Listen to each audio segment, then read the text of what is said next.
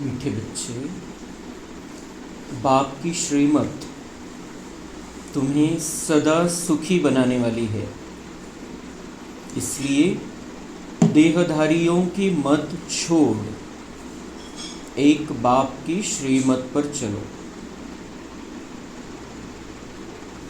प्रश्न: किन बच्चों की बुद्धि का भटकना अभी तक बंद नहीं हुआ है? किन बच्चों की बुद्धि का भटकना अभी तक बंद नहीं हुआ है? उत्तर है, जिन्हें ऊंचते ऊंच बाप की मत में या ईश्वरीय मत में भरोसा नहीं है, उनका भटकना अभी तक बंद नहीं हुआ है। बाप में पूरा निश्चय न होने के कारण दोनों तरफ पांव रखते हैं। भक्ति, गंगा स्नान आदि भी करेंगे और बाप की मत पर भी चलेंगे। ऐसे बच्चों का क्या हाल होगा?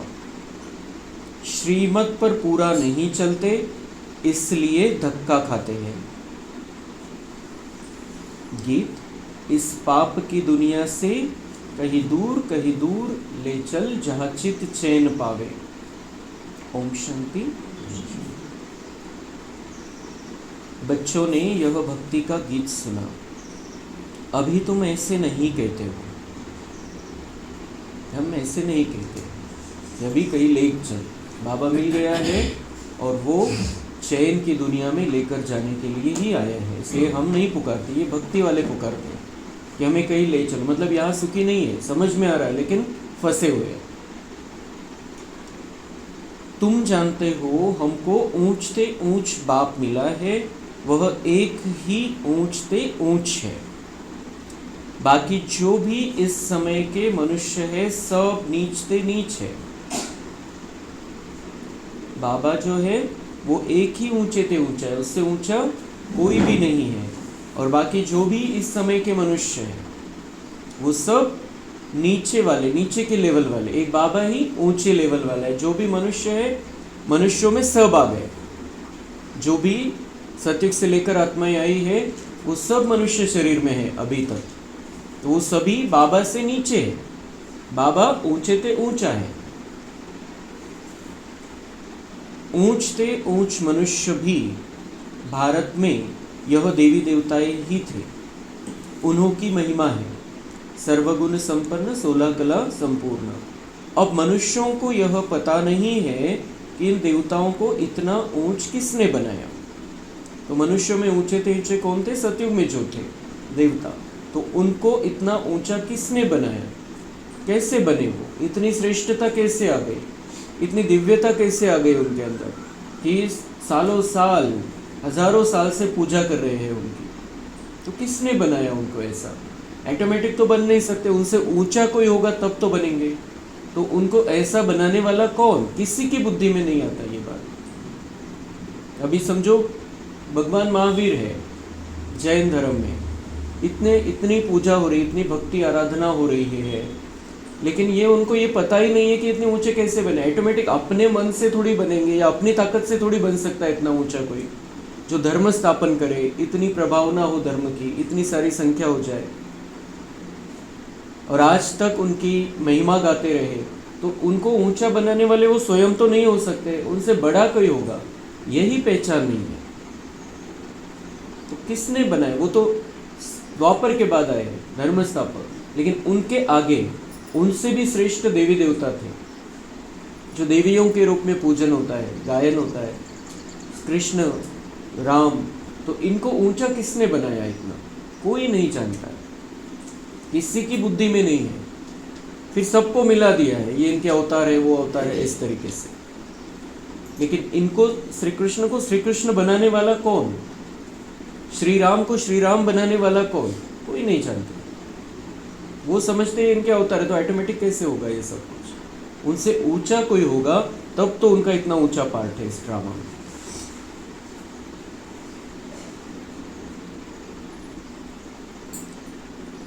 अभी तो बिल्कुल ही पतित हो पड़े हैं। जो भी देवी देवता थे, बाबा कह रहे वो नीचे उतर गए हैं।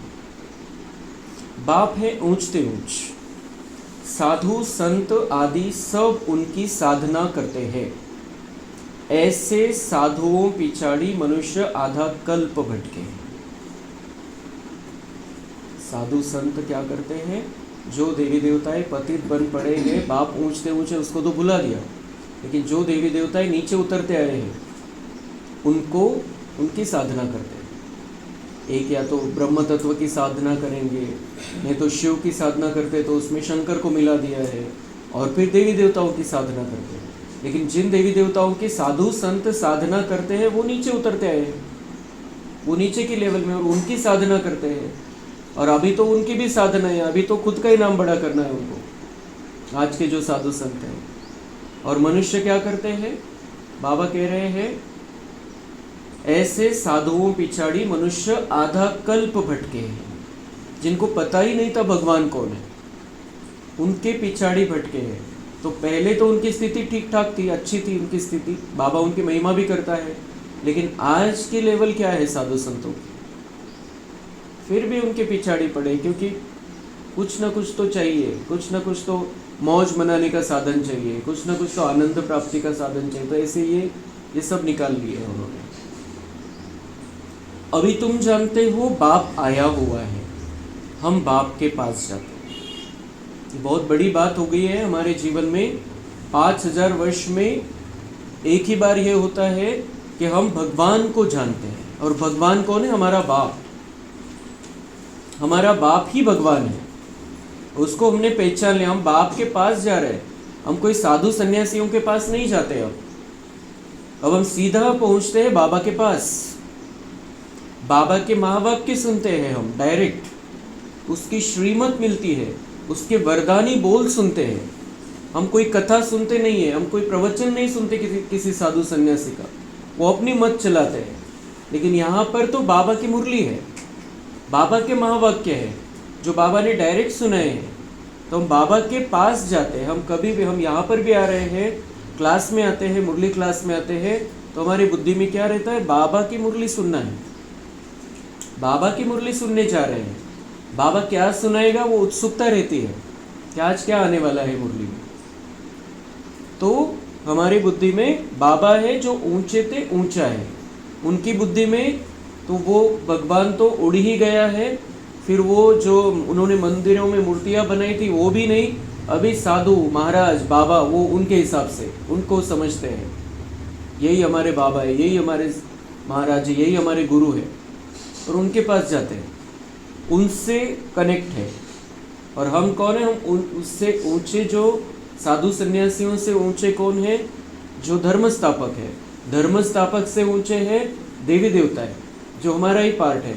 और देवी देवताओं का जो बाप है उसके हम बने। कितनी बड़ी बात है। खूप नशा चढला पाहिजे या अशा गोष्टींचं चिंतन करो कि हमको कौन मिला है, कितना भटक रहे थे हम, कौन मिला है, किसको पाया है हमने। तो हम किसके पास जाते? बाप के पास। वह हमको श्रीमत देकर श्रेष्ठ ते श्रेष्ठ सदा सुखी बनाते हैं। वो हमको श्रीमत देकर श्रेष्ठ ते श्रेष्ठ सदा सुखी बनाते हैं। इसकी श्रीमत से क्या होता है? जो श्रीमत मिलती है मुरली से, उससे क्या होता है? हम श्रेष्ठ ते श्रेष्ठ, मतलब देवी देवताओं में भी ऊंची लेवल पे आ जाते हैं, आ सकते हैं, और सदा सुखी बनाते हैं। ये बहुत महत्वपूर्ण बात है कि भगवान अपनी श्रीमत देकर हमें सदा सुखी बनाता है, जन्म जन्मांतर के लिए। यहाँ अगर गुरुओं के पास जाते हैं, अल्पकाल का थोड़ा बहुत कुछ हो सकता है, होता था पहले, अभी तो नहीं, लेकिन किसी को उसमें आनंद मिलता है, लेकिन थोड़े समय के लिए। लेकिन भगवान अपनी मत देकर हमें सदा सुखी बनाता है, मतलब 2500 वर्ष, 1 सेकंड का भी दुख नहीं, जन्म जन्मांतर का सुख हमें प्राप्त होता है अगर हम बाबा की मत पर चलते हैं तो। और बाद में भी, द्वापर से भी हमारा सुख धीरे धीरे कम होता है, दुख धीरे धीरे बढ़ता है। ऐसे नहीं कि हम द्वापर में दुखी हो जाते हैं, क्योंकि ये प्रभाव है। बाबा ने जो सुख की रिकॉर्डिंग हमारे अंदर की है, उसका प्रभाव द्वापर में भी चलता है, कलयुग में भी। कुछ ये हमारे 2-4 जन्म है लास्ट के, उसमें दुख का प्रभाव ज़्यादा रहता है, बाकी इन 2-4 जन्मों के पहले सुख का प्रभाव ही ज़्यादा है। और ये इसकी निशानी ये है कि हमने वो सुख पाया है, इसकी निशानी ये है कि हम बाबा के महावाक्य सुनते, हमको इच्छा होती है। जो बाबा के महावाक्य सुनते नहीं, परिचय मिल गया बाबा का, बाबा के बारे में पता चल गया, कुछ दिन मुरली सुनी लेकिन फिर बाद में छोड़ दिया, तो इसका मतलब ये है कि उन्होंने इतना ऊंची लेवल का सुख नहीं पाया है। अगर सुख पाया होता तो मुरली सुनना छोड़ ही नहीं सकते हैं। लेकिन फिर भी कोणाकोणाचा अपवाद असू शकतो, आपण शुभ भावना ठेवायची। किसी ने ज्ञान लेकर फिर छोड़ दिया है बीच में ही, काही कारण असू शकतं, त्याचं पुन्हा नंतर वेगळ्या प्रकारचं भाग्य असू शकतं। तो इसके लिए हमें शुभ भावना रखनी है। भले ही छोड़कर गए हैं बाबा को, कुछ दिन मुरली सुनी, कुछ दिन बहुत अच्छी रीति से धारणाएं की, बाबा मिलन भी हो गया, लेकिन छोड़कर चले गए हैं, तो ये ऐसे जो है उनका पार्ट फिर से खुलने वाला है। हमें ये शुभ भावना रखनी है, क्योंकि बाबा के पास आए, बाबा के बने, बाबा से पालना ली, तो भाग्य है। सिर्फ अभी उसको उन्होंने लॉक करके रखा है, वो लॉक खुलने वाला है, ये तो पक्का है।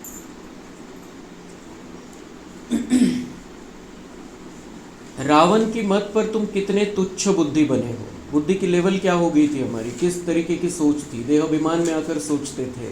रावण की मत पर, द्वापर से रावण की मत पर, भले ही बाबा की मत का प्रभाव था द्वापर से, लेकिन रावण की मत पर चलने तो लगे थे, और उससे हम नीचे ही उतरते आए, हमारी बुद्धि भ्रष्ट होती गई। अब तुम और किसकी मत पर न चलो। भगवान सीधे कह रहा है, भगवान कह रहा है, मेरे साथ बात कर रहा है, क्या कह रहा है, अब तुम और किसकी मत पर न चलो।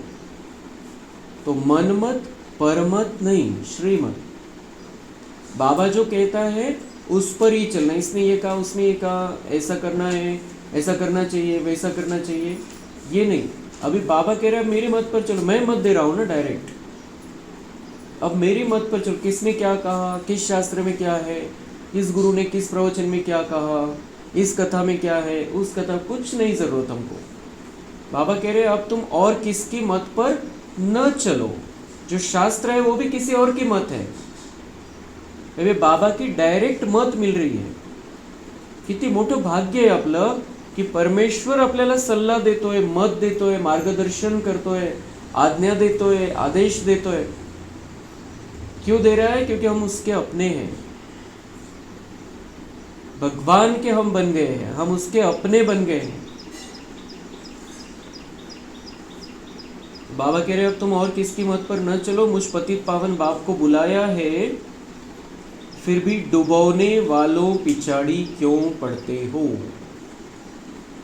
जो तुमको डुबाते हैं, जो तुमको वो शास्त्रों की मत देखते आए हैं और तुम्हें नीचे उतारते आए हैं, उनके पिछाड़ी क्यों पड़ते हो। और दूसरी बात, जो विकारों में गिराते हैं उनके पिछाड़ी क्यों पड़ते हो। बाबा कह रहे न्यारा बन जाओ, एक की मत को छोड़ अनेकों के पास धक्का क्यों खाते रहते हो। फिर भक्ति के बारे में बाबा कह रहे हैं एक की मत को छोड़, एक श्रीमत मिल रही है, भगवान से मिल रही है डायरेक्ट। जिस भगवान को पाने के लिए जन्म जन्मांतर हमने मेहनत की है, वो भगवान आया है, सामने से मत दे रहा है, डायरेक्ट मत मिल रही है। ऐसे नहीं कि अभी 100 साल पहले हुआ था, बाबा ने कुछ कहा था, 200 साल पहले हुआ था, अभी कहा है बाबा ने और उसके वीडियो ऑडियो मौजूद है। सब कुछ नहीं कि बहुत पुरानी बातें हैं, किसी ने कहा फिर किसी ने उसके मन की लिखा, कुछ नहीं है, डायरेक्ट रिकॉर्डिंग है हमारे पास। अभी भी हम कोई भी मुरली इंटरनेट पर सुन सकते, देख सकते डायरेक्ट। इसलिए हे सगळं पुराव्यासहित आहे। असं नाही की कोणीतरी येऊन सांगितलं, कोणीतरी त्याच्या मनाचं लिहिलं। जसं शास्त्रामध्ये त्याची मत घेतलेली आहे, इथं परमेश्वर डायरेक्ट ब्रह्मबाबामध्ये आणि गुलजार दादीमध्ये प्रवेश करून सगळं काही ज्ञान देऊन गेलेलं आहे आणि त्याचे सगळे पुरावे, सगळे रिकॉर्डिंग है। तो इसलिए ये बिल्कुल पक्का होना चाहिए, अब किसी और की मत नहीं चाहिए हमको। ये भगवान सीधा सीधा सामने से आकर मुझे समझा रहा है।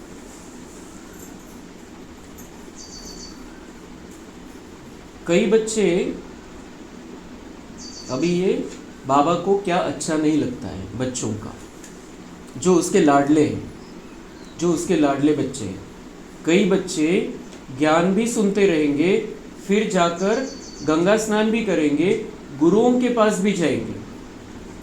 बाबा को अच्छा नहीं लगता, क्यों भटकाते हो बुद्धि को?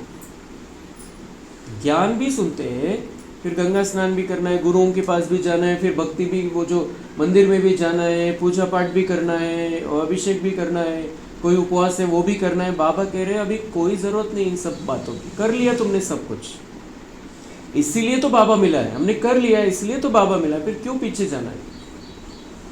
हो गया हमारा हो गया, हमने जो करना था बहुत कर लिया, अब डायरेक्ट भगवान मिला है, जिसको पाने के लिए किया था वही आ गया है अभी। तो बाबा को अच्छा नहीं लगता, ये रिवर्स गियर में क्यों जाते हो? बाप कहते हैं वह गंगा कोई पतित पावनी तो है नहीं, फिर भी तुम मनुष्यों की मत पर जाकर स्नान आदि करेंगे तो बाप कहेंगे मुझ ऊंचते ऊंच बाप की मत में भी भरोसा नहीं है। भगवान कह रहे मेरे पे विश्वास ही नहीं है तुमको, इसलिए तो भटक रहे हो इधर उधर, क्यों जाते हो, क्यों सोचते हो ऐसा कि ये कर लेना चाहिए, नहीं किया है मैंने, ये अभी दुनिया वाले करते हुए मेरा वो रह गया है, क्यों आना चाहिए बुद्धि में? ये कुछ नहीं करने की जरूरत, सब किया है और हमने किया है, हमने स्टार्ट कर दिया था ये सब बातें। जो गंगा स्नान की बातें है, कोई शास्त्र है, फिर उसके हिसाब से पूजा पाठ करना है, हमने किया था, ये शुरुआत करके दी है हमने। अभी हम खुद होकर एंड नहीं करेंगे तो उसका एंड कैसे होगा? शुरुआत करने वाले ही एंड करने वाले हैं।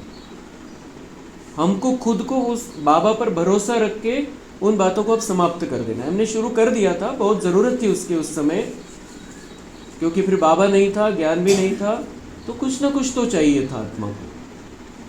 तो मतलब हम ये अगर हम देखते हैं, भक्ति करने वाले तो भी थोड़े ठीक ठाक रहते हैं, लेकिन जो भक्ति नहीं करते, कुछ भी नहीं करते, उनकी अपनी सोच रहती है, अपनी मत पर चलते हैं, अपनी मस्ती में मस्त रहते हैं, और उनको कोई ऐसा, बहुत कम लोग ऐसे रहते हैं जो भक्ति में नहीं है, ज्ञान में भी नहीं है, लेकिन बहुत अच्छा चल रहे हैं जीवन में। ऐसे बहुत कम लोग रहते हैं जो बहुत अच्छा जीवन में चलते हैं। एक तो ज्ञान में है, ज्ञान वाले बच्चे हैं, नहीं तो फिर भक्ति कर रहे हैं। लेकिन जो कुछ भी नहीं करते वो तो बहुत ज़्यादा खराबियाँ उनके जीवन में आती जाती, बहुत ज़्यादा दुख परेशानी तकलीफ वो उठाते रहते हैं। इसलिए वो भक्ति की ज़रूरत थी, ऐसा नहीं कि भक्ति की ज़रूरत नहीं थी, लेकिन आज भक्ति में शक्ति नहीं रही है। बाबा आया है तो बाबा ने कह दिया अभी भक्ति का पार्ट पूरा हुआ, और हमारा तो पूरा हो गया, हमको बाबा मिल गया, कोर्स कर लिया, बाबा का परिचय मिल गया, हमें भक्ति करने की ज़रूरत, इतनी हिम्मत रखनी पड़ेगी। हिम्मत कौन रखेंगे? जिनको बाबा पर भरोसा। और बाबा कहते हैं अगर हिम्मत नहीं रखते हैं, उन बातों को नहीं छोड़ते हैं, तो तुम्हाला माझ्यावर विश्वासच नाही आहे। आणि बाबावर विश्वास नाही आहे तर त्याचं काय होणार आहे मग? निश्चय बुद्धि विजयंती और संशय बुद्धि विनश्यंती। विश्वास नहीं है इसका सीधा सीधा मतलब है कि बाबा में संशय है, बिल्कुल पक्का, कुछ ना कुछ संशय, पक्का नहीं हुआ है अभी, और इसलिए तो अलबेलापन रहता है, ढीला ढीलापन रहता है, करेंगे देखेंगे हो जाएगा, ये थोड़ा सा निश्चय की कमी। तो बाबा कह रहे हैं अभी निश्चय बुद्धि होकर विजय प्राप्त करना है। निश्चय बुद्धि विजयंती, जिनका निश्चय पक्का होगा बाबा पर, ड्रामा पर, अपने पार्ट पर, वो विजयी होंगे। और जिनका विश्वास ही नहीं बाबा पर, तो उनका ड्रामा पर भी विश्वास नहीं होगा, अपने पार्ट पर भी विश्वास नहीं होगा, तो कैसे विजयी बनेंगे? इसलिए अभी कोई संशय नहीं, अगर कुछ भी बचा हुआ हो 1% भी, आज ही निकाल देना है उसको। अभी 25/4/25 है आज, बहुत सुंदर तारीख है। कुछ भी हो, कुछ भी 1% भी, उसको निकाल कर फेंकना है बाहर। बाबा का निश्चय बुद्धि बच्चा बनना है, संपूर्ण विश्वास एक बाबा पर, जो सबका बाप है उस पर विश्वास रख रहे हैं, जो ज्ञान का सागर है, जो प्रेम का सागर है, आनंद का सागर है, सर्वशक्तिवान है, उस पर विश्वास रख रहे हैं। फिर इसमें लोक लाज छोड़ देनी पड़ेगी, ये क्या कहेंगे, वो क्या कहेंगे, ये करना पड़ेगा, वो करना पड़ेगा, ये सब छोड़ना पड़ेगा, नहीं तो पुरुषार्थ के लिए समय कैसे निकालेंगे अगर उन्हीं बातों में भटकते रहेंगे। तो इसलिए बाबा आज पक्का करा रहा है। तो बाबा कह रहे हैं एक तरफ है ईश्वरीय मत, दूसरे तरफ है आसुरी मत, उनका हाल क्या होगा? दोनों तरफ पाँव रखा तो चीर पड़ेंगे। भगवान कह रहे हैं दोनों तरफ पाँव नहीं, दोनों नावों पर पाँव रखने वाले का क्या हाल होता है? तो डूब ही जाएगा। तो उसको क्या कहते हैं फिर दुनिया में? क्या उसके लिए कहावत है, न घर का न घाट का। मतलब भक्ति करते रहते तो कम से कम द्वापर के बाद आते थे ऊंचे लेवल में, हो सकता है सतयुग त्रेता का भाग्य नहीं बनेगा, लेकिन भक्ति करते रहे तो द्वापर में ऊंचे लेवल पर आ सकते हैं। लेकिन भक्ति भी ठीक नहीं कर रहे, ज्ञान में भी ठीक नहीं चल रहे हैं, तो आएंगे भले ही त्रेता में आ सकते हैं, लेकिन फिर क्या करना पड़ेगा? चाकरी।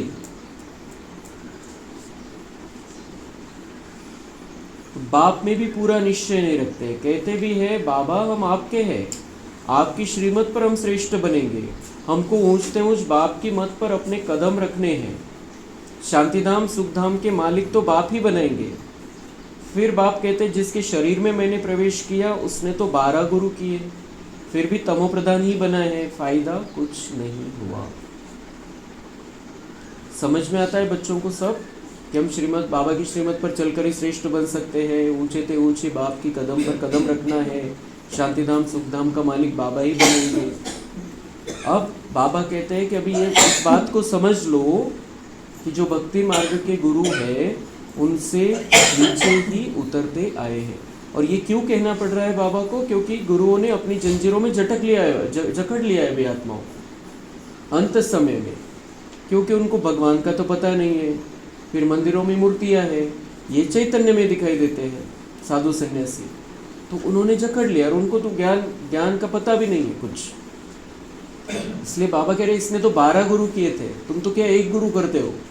इसने ब्रह्मा ने तो 12 गुरु किए थे, लेकिन फायदा क्या हुआ? अब बाप मिला है तो सब कुछ छोड़ दिया। फिर उसने क्या किया? तो समझ में आ गया कि कोई प्राप्ति नहीं है, बाबा मिला, सब कुछ छोड़ दिया। ऊंच ते ऊंच बाप मिला, बाप ने कहा hear no evil see no evil, परंतु मनुष्य है बिल्कुल पतित तमो प्रधान बुद्धि। यहाँ भी बहुत है, श्रीमत पर चल नहीं सकते, ताकत नहीं है, माया धक्का खिलाते रहते। ये बाबा की प्यार भरी भाषा है। बाबा कहते हैं यहाँ बहुत है जिनमें ताकत नहीं है, जो श्रीमत पर नहीं चल सकते। हम ऐसे है क्या हमारे में ताकत नहीं श्रीमत पर चलने की? हम तो बहुत शक्तिशाली आत्मा, हम तो शिव शक्तियाँ हैं, हम कोई जानवर नहीं है, बकरी नहीं है, हमें शेर बनना है, शेरनी बनना है। बाबा जो कहता है वो हम कर सकते हैं। क्यों नहीं होता है? माया, अपनी माया या दूसरे की माया हम पर प्रभाव डालती है। अपने अंदर के विकार या दूसरों के अंदर के विकार हम पर प्रभाव डालते हैं। तो अगर बाबा के प्रभाव में रहेंगे तो किसी की ताकत नहीं हम पर प्रभाव डालने की।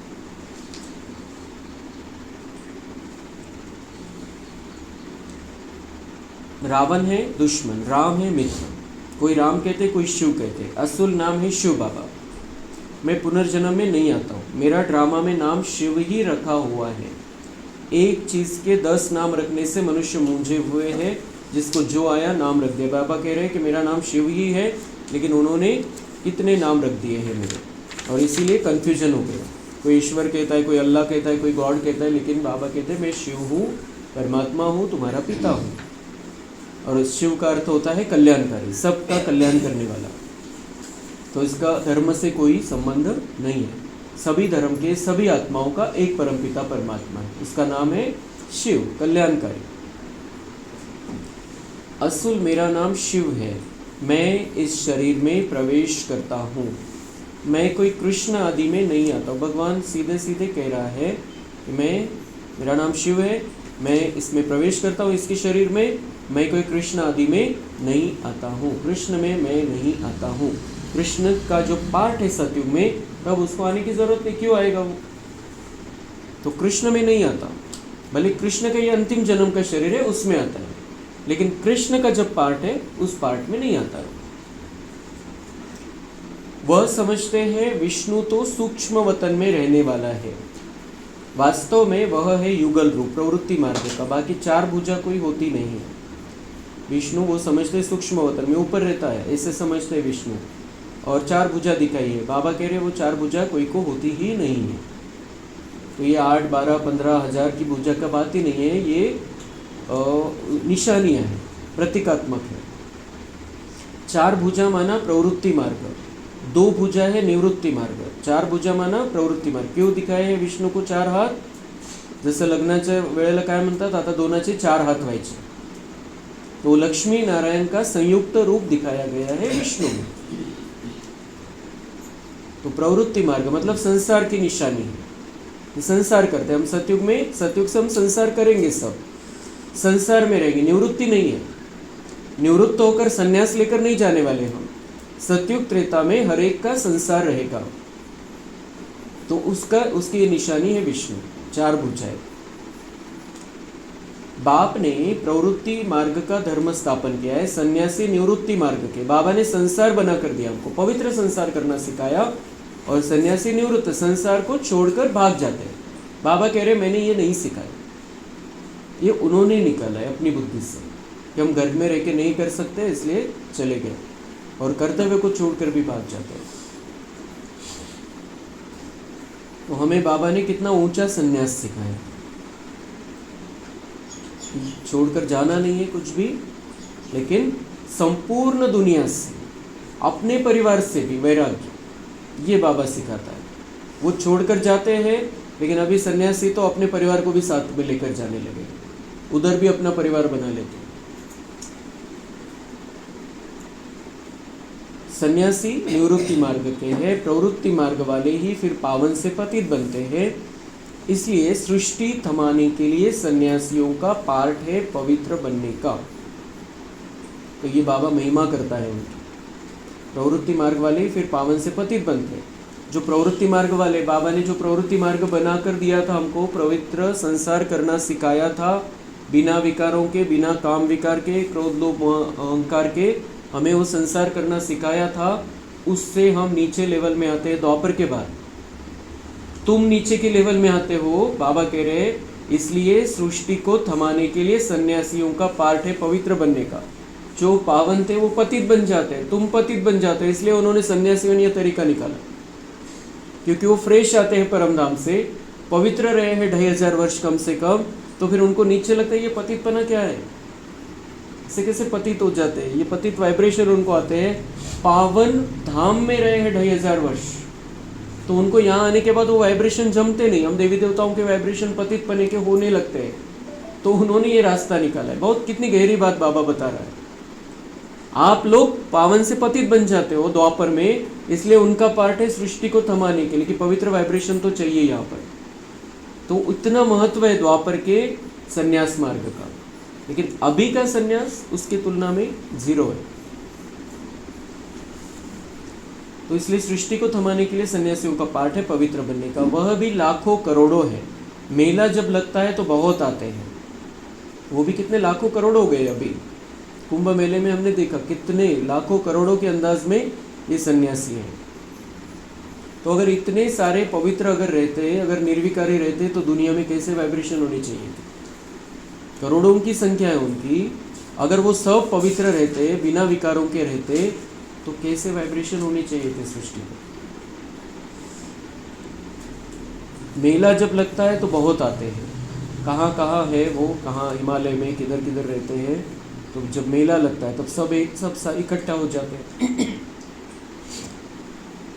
वह खाना पकाते नहीं है, सन्यासी साधु खाना पकाते नहीं है, गृहस्थियों की पालना पर चलते। कर्म संन्यास किया, फिर भोजन कहाँ से था। कर्म संन्यास, भोजन खाने का कर्म तो करना है, लेकिन वो क्या कहते हैं, हम कर्म संन्यासी हैं, तो फिर डिपेंड रहते हैं संसारी लोगों पर, ये हमको खाना खिलाए, खुद भोजन नहीं बनाते हैं उनसे, और फिर वो कैसा भी चलता है उनका। तो गृहस्थियों से खाते हैं। गृहस्थी लोग समझते हैं यह भी हमारा दान हुआ। गृहस्थी क्या समझते हैं, हमारा दान हुआ, इससे पुण्य जमा होगा, इसलिए उनको खिलाते रहते हैं। जैन धर्म में तो बहुत ज़्यादा महत्व दिया है आहार को, कि उनका आहार कराना है, गुरुओं का आहार कराना है, इससे बड़ा पुण्य नहीं। और वो जब गुरु आते हैं 15 दिन के लिए, 8 दिन के लिए भी कहीं पर आते हैं, तो उनका एक प्रवचन रहता है आहार का महत्व, तो और पक्का करा देते हैं कि हमको भोजन खिलाना कितना ज़रूरी है आपको। तो यह भी पुजारी पतित था, फिर अभी श्रीमत पर चल पावन बन रहे हैं। ये भी पुजारी पतित था, ब्रह्मा बाबा भी पुजारी पतित बन गए थे, फिर अभी भगवान की श्रीमत मिली, शिव बाबा की श्रीमत मिली और उससे वो पावन बन रहे हैं। बाप से वर्षा लेने का पुरुषार्थ कर रहे हैं, तब कहते हैं फॉलो फादर करो। तो जैसा ब्रह्मा बाबा ने किया वैसा बाबा कह रहे हैं आप भी करो। माया हर बात में पछाड़ती है, माया का काम ही है पछाड़ना, क्योंकि वो आएगी हमारे रास्ते में, क्योंकि हम उसका राज्य छीनने चले।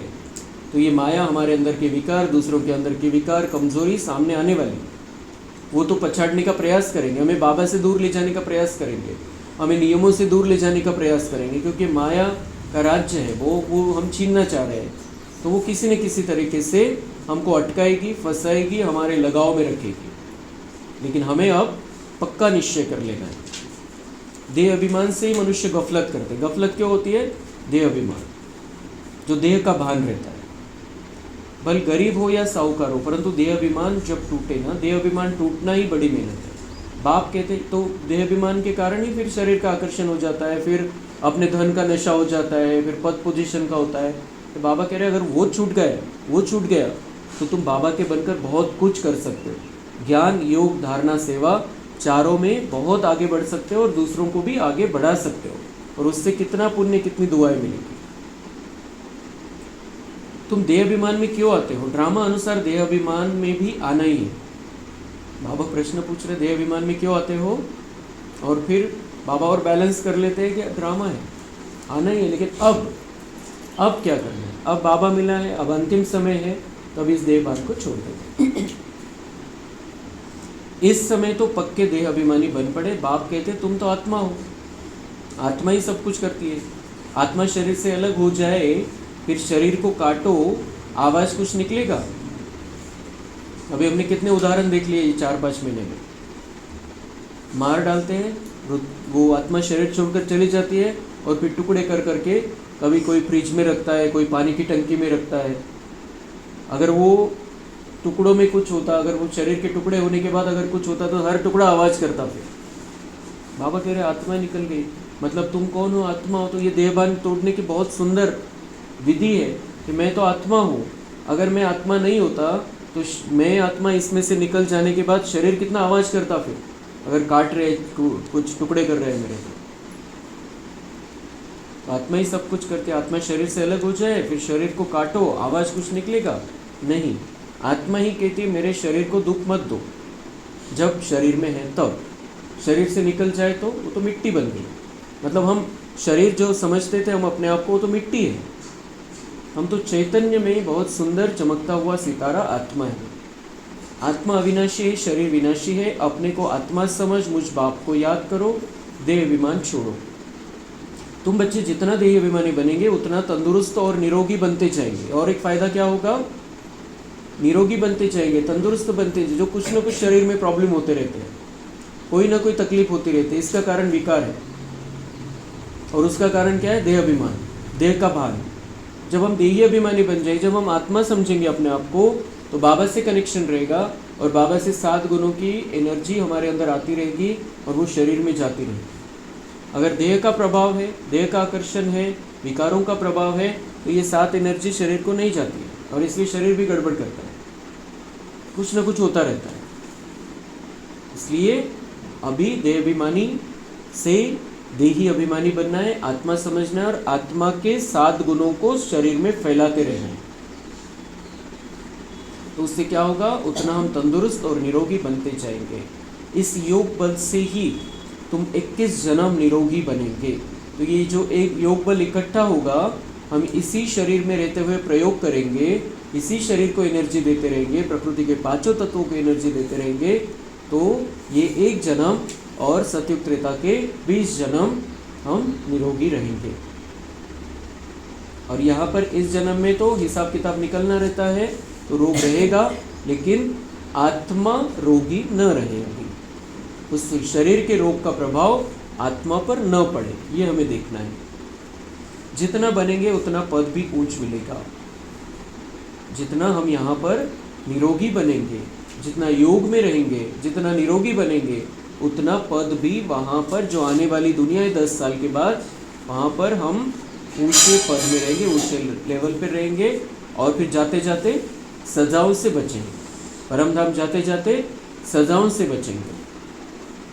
मतलब योग से क्या क्या होता है, निरोग रहेंगे, ऊंचा पद मिलेगा सतयुग में, और अभी जो घर परम धाम जाना है वो भी हम बिना सजाओं के जाएंगे। नहीं तो सजाएं बहुत खानी पड़ेगी।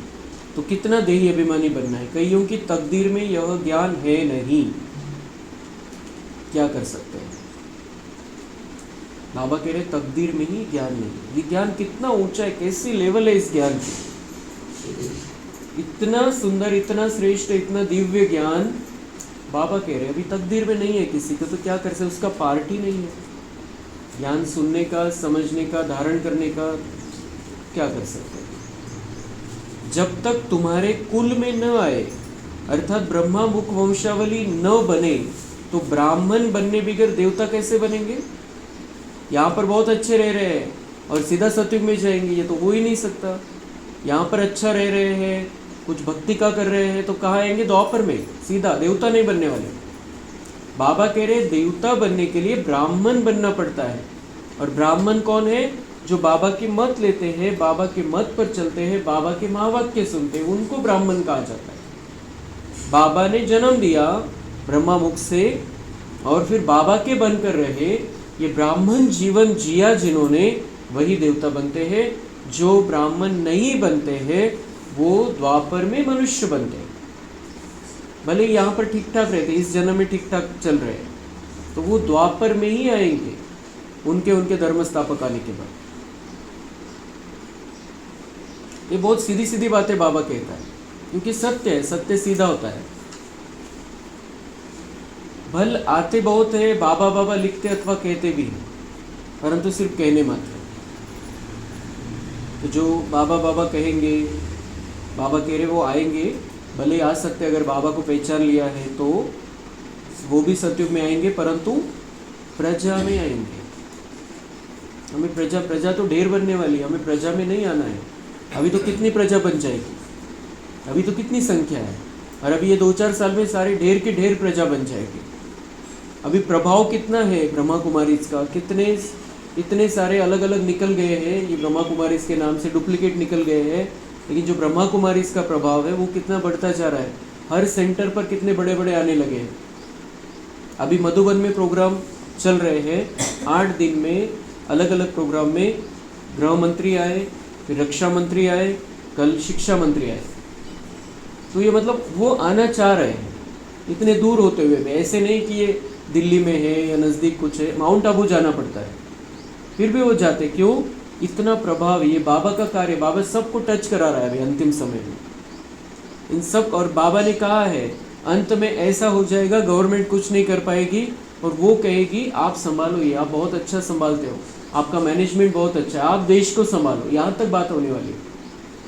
इसीलिए तो ये सरकार के सब आने लगे अभी तक। तो बाबा कह रहे आज ये प्रजा में आ जाएंगे, ये सब जो भी सिर्फ बाबा बाबा कहने वाले लोग हैं, जो बाबा की सुनते नहीं हैं, वो प्रजा में आएंगे। लेकिन हम जो बाबा के महावाक्य सुनने का भाग्य रखने वाली आत्माएं हैं, हमको राजा रानी बनना है। कम पद नहीं चाहिए। अब बहुत थोड़े हैं जो बाबा का ज्ञान सुनते हैं, उनका ही भाग्य है राजा रानी पद प्राप्त करने का। इसलिए बहुत नशा चढ़ना चाहिए हमें कि हम ये बाबा के महावाक्य सुनकर राजा रानी बनने वाले हैं। आगे चल जब बहुत दुख होगा तो बहुत भागेंगे, उनको साक्षात्कार भी होने वाले हैं, हमारे द्वारा ही होंगे फिर बहुत। इसलिए तो वो संख्या 33 करोड़ होने वाली है। अभी जो बाबा के बच्चे बहुत कम हैं, समझो 50 लाख लोग मुरली सुनने लगे अभी रोज की, और बाबा के 2 करोड़ बच्चे बने होंगे जिन्होंने कोर्स किया है। लेकिन 33 करोड़ कैसे होंगे फिर। ये जब दुख शुरू हो जाएगा, अभी शुरू होने वाला है, शुरू हो गया है जैसे, लेकिन थोड़ी स्पीड पकड़ेगी तो ये सब आने वाले, बहुत भागेंगे। वो जब आस्था के सभी आधार उनके हिलने वाले, जहाँ जहाँ उन्होंने आस्था रखी है, जिस जिस देहधारी में आस्था रखी है, सब हिलने वाले हैं। इसलिए उनको सबको इधर ही आना है। आवाज होगा भगवान आया है। तुम्हारे भी बहुत सेंटर्स खुल जाएंगे। ये उस समय की बात है जब बाबा के 100 सेंटर होंगे, तब बाबा ने ये मुरली चलाई है। और अभी तो कितने सेंटर है, कितनी पाठशालाएं हैं। और सब बाबा ने बता दिया था, कैसे ये ब्रह्मा चला जाएगा, ब्रह्मा अव्यक्त हो जाएगा, ये सब बातें बता दी थी। और फिर भी बाबा ने सारा ये पिक्चर स्पष्ट कर दिया था कि अंत में क्या क्या होने वाला है, और वैसा सब कुछ हम देख रहे हैं अभी। तुम बच्चों की कमी है, देही अभिमानी बनते नहीं हो, अजून बहुत देह अभिमान है। उस समय बाबा ने कहा था बहुत अभी देह अभिमान है, अभी देही अभिमानी बनना है, अभी अंतिम समय, तो अभी हमें देही अभिमानी बनना है। अंत में कुछ भी देह अभिमान होगा तो पद भी कम हो जाएगा, फिर आकर दास दासिया बनेगा। तो देह अभिमान को नहीं त्यागा तो फिर पार्ट है दास दासी बनने का, क्योंकि वहाँ पर दास दासियों की भी ज़रूरत है, हमें नहीं चाहिए वो पार्ट।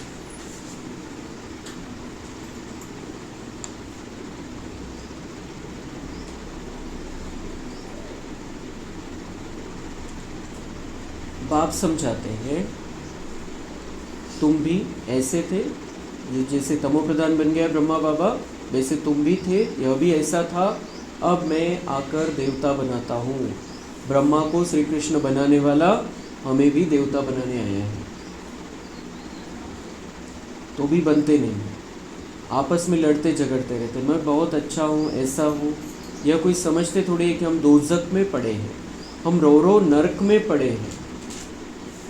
ये क्लियर अगर हो जाए कि हम नरक में पड़े हैं, हम दोज़ख में पड़े हैं, तो क्यों इधर दिल लगेगी, क्यों इधर फंसेंगे हम किसी में, क्यों हम आकर्षित होंगे किसी व्यक्ति से, किसी स्थान से, किसी वस्तु से। नरक में क्या दिल लगाना, ये नरक है, नरक में रह रहे हैं हम। सिर्फ इतना ही हो जाता है अभी कि हम संगम में आ गए हैं। बाहर नरक है, लेकिन बाबा ने हम बच्चों को संगम में निकाल लिया, अभी बाहर निकाल लिया है, उससे संगम में लेकर आ गया है। लेकिन हमें अभी नरक में पाँव नहीं रखना। जैसे बाबा ने कहा भक्ति में पाँव नहीं, इधर भी ज्ञान में भी और भक्ति में, वैसे नहीं। तो ऐसे ही हमें भाई नरक में पाँव नहीं रखना। अभी हम स्वर्ग में नहीं है, नरक में भी पाँव नहीं रखने, संगम पर रहना है, ये बाबा के नाव पर रहना है। इसका महत्व, इस समय का महत्व समझना है, और इसमें रहते हुए अपना ऊंचा पुरुषार्थ करके श्रेष्ठ भाग्य बनाना है। मनुष्य बिल्कुल नरक में पड़े हैं, रात दिन चिंताओं में पड़े रहते हैं। नरक है, उसकी निशानी क्या है? चिंता है, कुछ न कुछ टेंशन है, कुछ न कुछ व्यर्थ चलता है। और हम बाबा के बच्चे, तो बाबा क्या कहता है, आप मेरी याद में रहो तो आपके लिए सोचने का काम भी मैं करूँगा, चिंता तो दूर की बात है। तो चिंताओं में पड़े रहते। ज्ञान मार्ग में जो आप समान बनाने की सेवा नहीं कर सकते हैं, तेरे मेरे की चिंताओं में रहते हैं, वह बीमार रोगी है। बाबा कह रहा है ज्ञान मार्ग में आ गए हैं और अपने जैसा सबको बनाना है। अभी हम ज्ञान मार्ग में आ गए, बाबा के बच्चे बन गए, अभी सबको बाबा का बच्चा बनाना है। यही सेवा, यही जीवन होना चाहिए अभी हमारा। वो जो बातें हैं सब जो दुनिया में हम करते आए, जो समाज सेवा करते हैं, उससे आगे की ये बहुत सुंदर सेवा है जो दुनिया वाले नहीं कर सकते, आत्माओं की सेवा। हम बाबा के बने हैं, हम आत्मा ने बाबा को पहचान लिया है, अब दुनिया वालों को पहचान देनी है। अपने जैसा ईश्वरीय विद्यार्थी उनको बनाना है, उनको भाग्य जमा करने का रास्ता बताना है। तो जो नहीं करते हैं, बाबा कह रहे जो सेवा नहीं कर सकते, वो तेरे मेरे की चिंताओं में रहते हैं, अपने 5-50 लोगों के बीच घिरे हुए हैं, वो चिंताओं में रहते हैं। वो बाबा कह रहे बीमार रोगी है। तो हमें पक्का करना है, मैं बीमार रोगी नहीं। भगवान मुझे बीमार या रोगी कहे आत्मा को, ऐसा मुझे नहीं रहना है। अभी मेरा जीवन ही दूसरा है, नया जन्म हो गया है। बाप के सिवाय और किसी को याद किया तो व्याभिचारी हुए ना। अभी व्याभिचार नहीं करना है, एक बाबा बस। दूसरा कोई याद आए तो पहले बाबा याद आ जाए। बाप कहते हैं और कोई की मत सुनो, मेरे से ही सुनो, मुझे याद करो। देवताओं को याद करे तो भी बेहतर है, मनुष्य को याद करने से कोई फायदा नहीं। बाबा कह रहे नहीं हो रहा है, मेरी याद नहीं टिक रही है, तो कम से कम देवताओं को याद करो, तो पता तो बुद्धि में तो रहेगा कि मुझे ऐसा बनना है।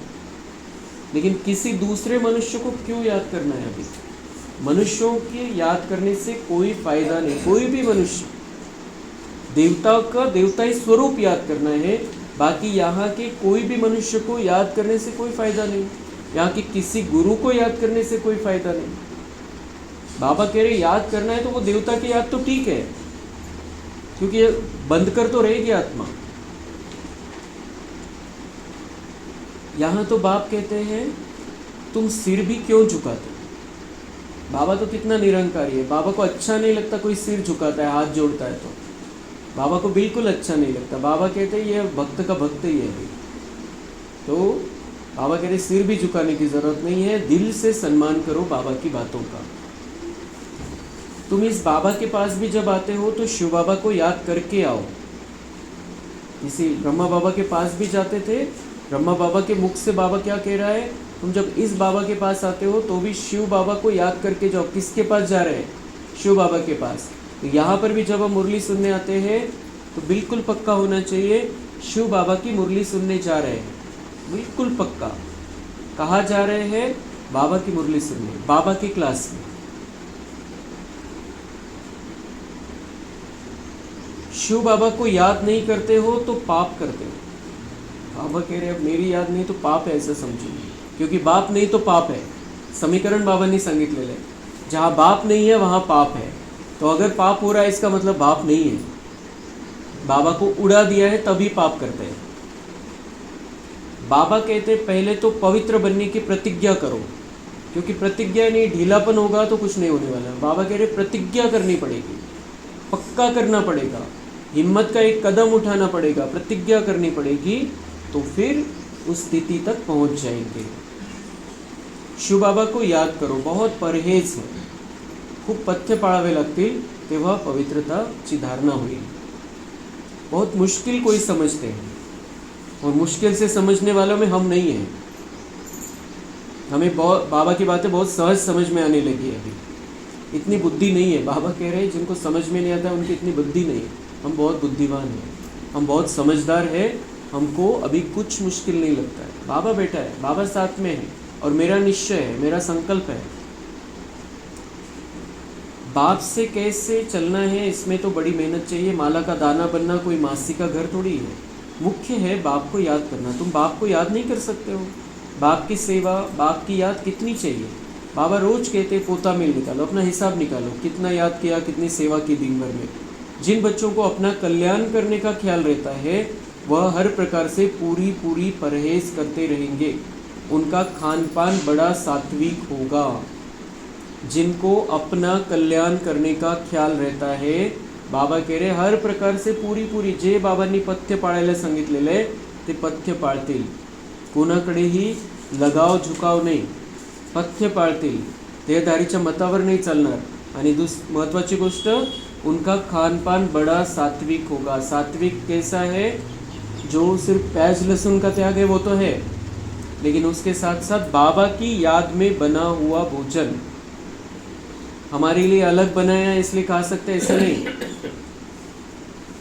हम खुद बनाए तो ठीक है, क्योंकि उसका असर पड़ता है। उनका जो जीवन में विकार है, उनके हाथ का बना हुआ हमने खाया तो उनके हाथों के द्वारा, वाइब्रेशन के द्वारा उस खाने में मिक्स हो जाता है।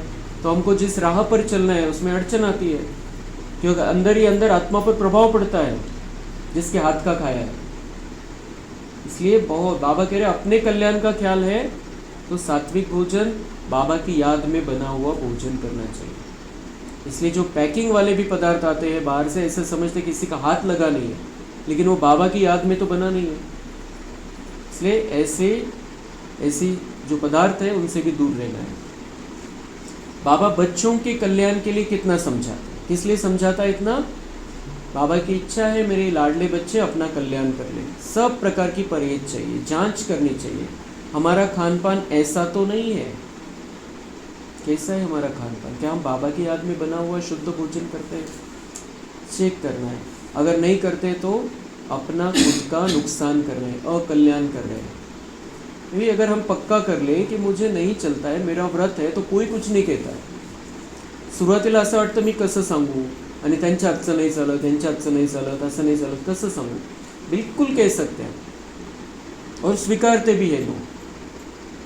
अभी यहाँ पर हमारा सबको पता चल गया है तो लोग आमंत्रण कैसे देते हैं, आप खाना तो नहीं खाएंगे लेकिन शादी में ज़रूर आना, प्रोग्राम में ज़रूर आना। बहुत प्यार से आमंत्रण देते हैं। आपको तो नहीं चलता है, आप तो नहीं खाएंगे, इसलिए वो कुछ नहीं है, वो सिर्फ अपने मन की बात रहती है, लोग क्या कहेंगे, कुछ नहीं कहते लोग, हमारी कमजोरी है। इसलिए बाबा कह रहे अभी ये ऐसी बातों का भी त्याग कर देना है जो हमें आत्मा को कमज़ोर बनाएगी। जब तक कर्मातीत अवस्था नहीं हुई है तो माया उल्टा सुल्टा काम कराती रहेगी। हमें नहीं करना है अभी उल्टा सुल्टा काम, उसमें टाइम पड़ा है, फिर मालूम पड़ेगा अब तो विनाश सामने है, आग फैल गई है। अभी ये तो उस समय बाबा ने कहा था, अभी तो सीधा दिखाई दे रहा है, विनाश सामने खड़ा है, आग फैल गई है। तुम देखेंगे कैसे बॉम्ब्स गिरते हैं। भारत में रक्त की नदियाँ बहनी है, वहाँ बॉम्ब से एक दो को ख़त्म कर देंगे, नेचुरल कैलेमिटीज होगी। मुसीबत सबसे जास्ती भारत पर है। भगवान कह रहा है उधर विनाश कैसे होगा, बॉम्ब्स गिरेगा, सब खत्म हो जाए, कोण कोणासाठी रडणार आहे, एका सेकंदामध्ये सगळ्यात चांगली मौत येते। बॉम्ब पडला आणि मृत्यू लगेच, एक सेकंद, वेळच लागत नाही, एक सेकंद। और भूकंप में कोई चला गया या कोई सुनामी, कोई वादळ, काही आग, तर तेवढ्यापुरतं तेवढा त्रास होईल, संपला। इथं बाबा म्हणताय भारतावरती सगळ्यात जास्त मुसीबत आहे, सगळ्यात जास्त संकट है, क्योंकि भारत ही पवित्र से अपवित्र बना है। भारत से ही अपवित्र वाइब्रेशन फैले, क्योंकि देवी देवता सबसे पहले अपवित्र बने भारत में, इसलिए मुसीबत भी भारत पर ज़्यादा है। क्यों? क्योंकि सामने मारकाट देखेंगे हम, हिंसा देखेंगे, दंगल देखेंगे, रक्त की नदियाँ बहनी, वहाँ तो तिथं तर कोळसा होऊन जाईल लगेच, तिथं रक्ताच्या नदियाँ, वहाँ तो बॉम्ब से एक दो को ख़त्म कर देंगे, नेचुरल कैलेमिटीज़ होगी। मुसीबत सबसे जास्ती भारत, इसलिए हमें बहुत बहुत ज़्यादा योग बल जमा करना है, बहुत ज़्यादा निश्चय बुद्धि रहना है बाबा पर, तो हम उस समय को क्रॉस कर पाएंगे। अपने ऊपर बहुत नज़र रखनी है, हम क्या सेवा करते हैं, कितनों को आप समान नर से नारायण बनाते हैं। कोई भक्ति में बहुत फंसे हुए हैं तो समझते हैं यह बच्चियाँ क्या पढ़ाएगी। जो भक्ति में फंसे हुए हैं वो क्या समझते हैं, ये बच्चियाँ क्या पढ़ाएगी, ये तो कितने बड़े बड़े गुरु हैं, कितने बड़े बड़े शास्त्र हैं, और ये बच्चे मुरली 4 पेज लेकर बैठती है, क्या पढ़ाएगी। जो भक्ति में फंसे हुए हैं, लेकिन जो बाबा के बच्चे बने हैं उनको समझ में आता है कितने ऊंचे लेवल के महावाक्य बाबा हमारे लिए सुनाता है। अच्छा, मीठे मीठे सिक्के लधे बच्चों प्रति माता पिता बाप दादा का याद प्यार और गुड मॉर्निंग। रूहानी बाप की रूहानी बच्चों को नमस्ते। हम रूहानी बच्चों की रूहानी बाप दादा को याद प्यार गुड मॉर्निंग नमस्ते। वाह बाबा वाह, शुक्रिया बाबा शुक्रिया।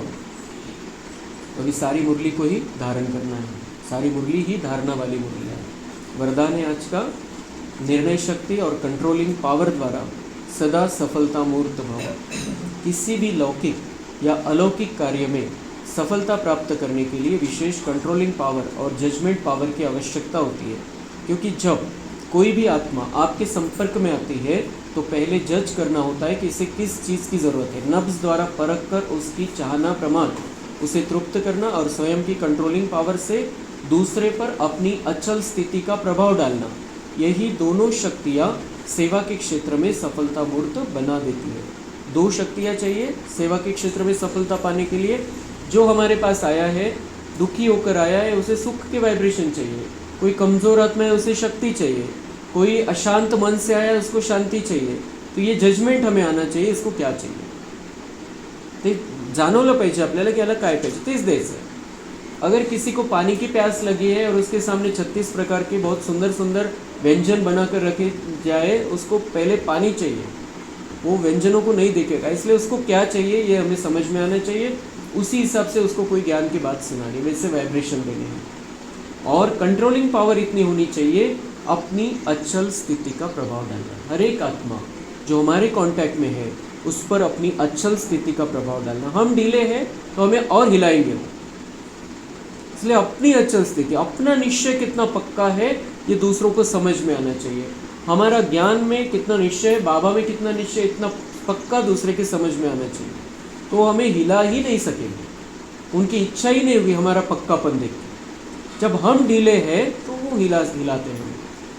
इसलिए हमारी अचल स्थिति का प्रभाव दूसरे पर डालना, इतनी कंट्रोलिंग पावर अपने ऊपर होनी चाहिए। हमें उनके चक्कर में फंसकर उनके जैसा कुछ करना नहीं, उनके जैसा कुछ बोलना, उनके जैसा कुछ मैसेज भेजना, कुछ नहीं करना है। हमारी अचल स्थिति का प्रभाव अभी सब पर डालना है। स्लोगन है, सर्वशक्तिवान को साथी बना लो तो माया पेपर टाइगर बन जाएगी। माया बहुत ताकत है बाबा कहते हैं, लेकिन अगर मैं तुम्हारे साथ में हूँ मुझे अपना साथी बना लो। अगर साथिया एक शिव बाबा बन जाए तो बाबा कह रहे माया जो विकार है, जो कमजोरी है, वो क्या बन जाएंगे? कागज का शेर, चित्र बन जाएगा वो। तो चित्र क्या करेगा? नुकसान। अव्यक्त इशारे, कंबाइंड रूप की स्मृति से सदा विजयी बनो। सेवा के क्षेत्र में जो भिन्न भिन्न प्रकार के स्व प्रति या सेवा के प्रति विघ्न आते हैं, उसका भी कारण सिर्फ यही होता है जो स्वयं को सिर्फ सेवाधारी समझते हो, लेकिन ईश्वरीय सेवाधारी हूँ, सिर्फ सेवा पर नहीं लेकिन गॉडली सेवा पर हूँ। इसी स्मृति से याद और सेवा स्वतः ही कंबाइंड हो जाती है। मैं सेवा पर हूँ, और कैसी सेवा? ईश्वरीय सेवा पर हूँ, तो बाबा की याद भी सदा बनी रहेगी, तो विजयी बनेंगे हम। जो भी सेवा कर रहे हैं, जो भी वाइब्रेशन देने हैं, जो भी हमें अपनी स्थिति